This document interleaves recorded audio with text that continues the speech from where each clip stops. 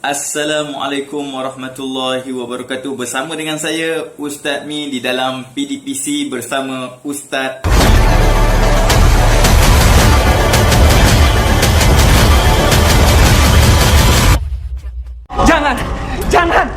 Jangan masukin saya ke neraka. Jangan. Kamu harus masuk neraka. Selama di dunia kamu meninggalkan sholat. Enggak, saya nggak mau. Jangan masukin bapak saya ke neraka. Bapakmu tidak pernah sholat, pantas masuk neraka. Enggak. Ada satu neraka yang khusus untuk mereka yang meninggalkan solat 5 waktu. Apa nama neraka tu? Neraka itu namanya neraka Saqar.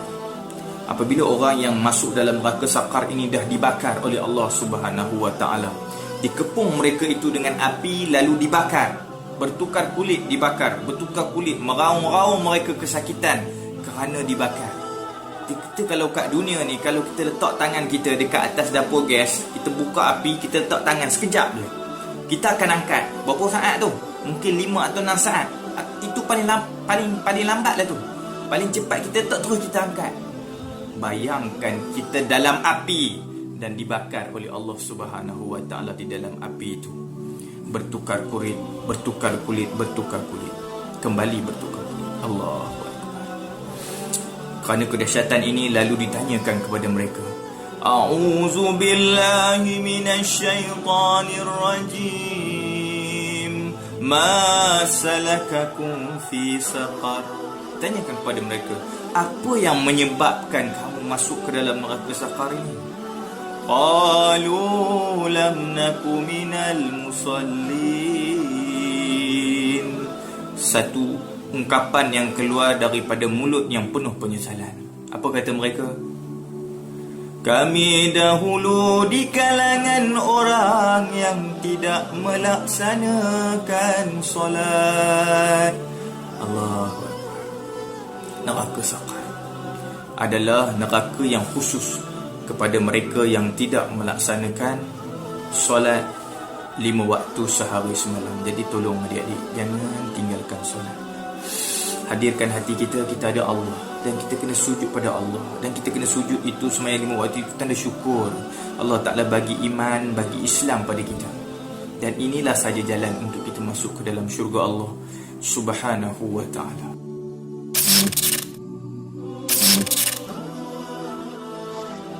Setelah kita mengetahui bahawa azab yang akan menimpa orang yang meninggalkan solat di hari akhirat ialah akan dimasukkan ke dalam neraka, pada bahagian yang kedua ini Ustaz Mi akan menceritakan pula orang yang tidak solat akan mendapat azab kubur, di mana sebaik sahaja mereka masuk ke dalam kubur, mereka akan didatangi malaikat yang akan mengazab mereka dengan dipecahkan kepala mereka dengan batu.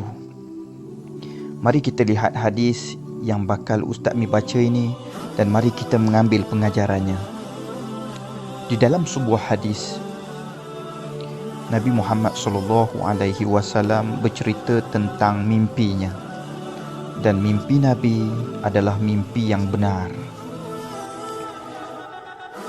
Nabi bersabda, sesungguhnya malam tadi telah datang kepadaku 2 malaikat dalam mimpi. Keduanya membangunkanku. Lalu keduanya berkata kepadaku, berangkatlah. Lalu aku berangkat bersama keduanya.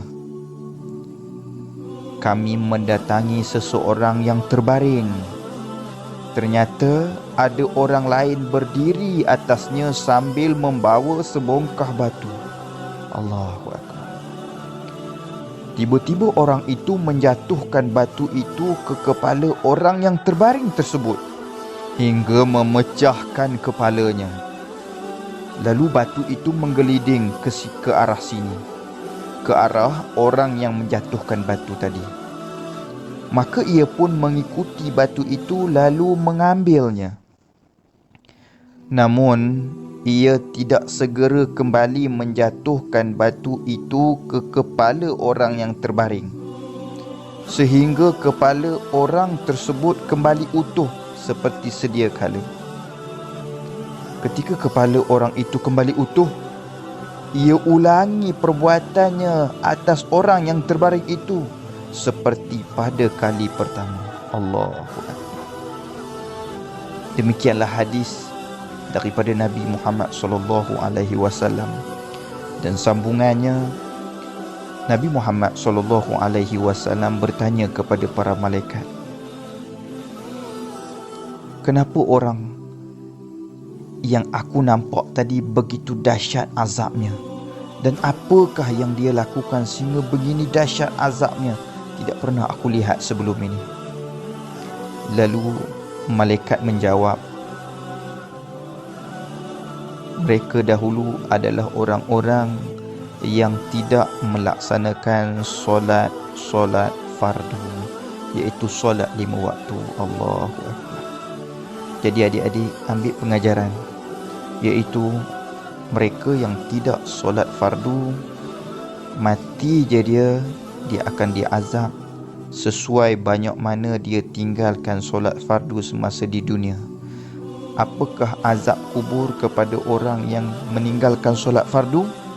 Nabi Muhammad telah menjelaskan dalam hadis ini, iaitu ada malaikat yang ditugaskan berdiri di atas orang yang berbaring di alam kubur itu, lalu dipecahkan kepala orang tersebut dengan batu yang dijatuhkan ke kepala orang tersebut. Allahu Akbar. Itulah orang yang akan dipecahkan kepala. Adik-adik, kalau kita mati saja hari ini dalam keadaan kita tak solat, hari ini juga Allah Ta'ala itu akan memberikan azab kepada kita melalui malaikat yang ditugaskan untuk mengazab kita dengan dipecahkan kepala kita dengan batu tadi. Allahu Akbar.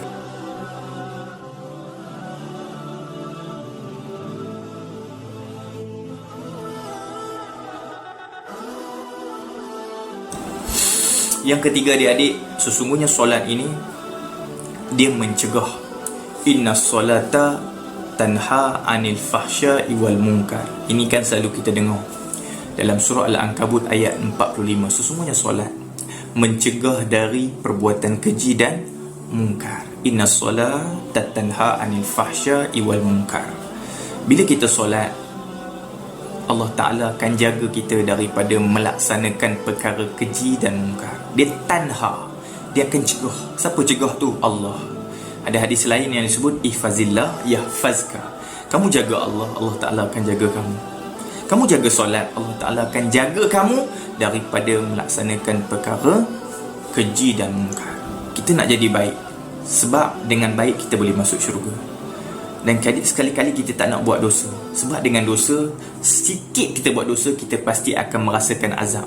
Dan azab Allah kita tak dapat nak bayang dengan otak kita, dengan mata kita. Tak boleh. Sebab azab Allah lebih daripada apa yang kita bayangkan.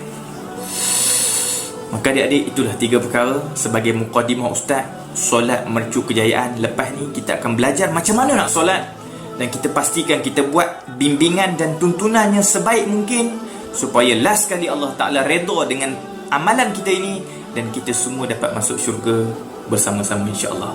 Amin ya rabbal alamin. Assalamualaikum.